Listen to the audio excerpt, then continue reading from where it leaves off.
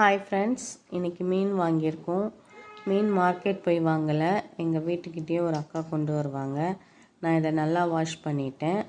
நான் கடைசியாக ஒரு முடி வினிகர் போட்டு மறுபடியும் வாஷ் பண்ணுவேன். வினிகர் போட்டு வாஷ் பண்ணிவிட்டு வச்சுக்கலாம், இல்லைன்னா வினிகரோடையும் வச்சுக்கலாம், ஒன்றும் பிரச்சனை இல்லை, ஒன்றும் ஆகாது. ஃப்ரை பண்ண வேண்டிய மீனுக்கு எல்லாம் மசாலா போட்டு ஃப்ரிட்ஜில் ஸ்டோர் பண்ணி வச்சுக்கிட்டேன். தேவைப்படும் போது ஃப்ரை பண்ணிப்பேன்.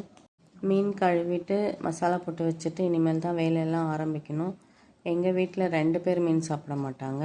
நான் நல்லா சாப்பிடுவேன், அவங்களும் பாப்பாவும் சாப்பிட மாட்டாங்க. நானும் பையனும் சாப்பிடுவோம். மீன் குழம்புக்கு மீன் ஃப்ரை பண்ணி சாப்பிட்றத விட சாம்பார், ரசம் இந்த மாதிரி வெரைட்டி ரைஸோடு மீன் ஃப்ரை பண்ணி சாப்பிட்றது தான் எனக்கு ரொம்ப பிடிக்கும்.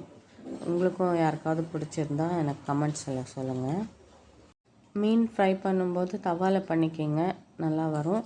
ஃபஸ்ட்டு தவா கொஞ்சம் சூடு பண்ணதுக்கப்புறம் தொடைங்க, அப்போ தான் அந்த தவாவில் இருக்க எண்ணெய் எல்லாம் நமக்கு உருகி வரும்.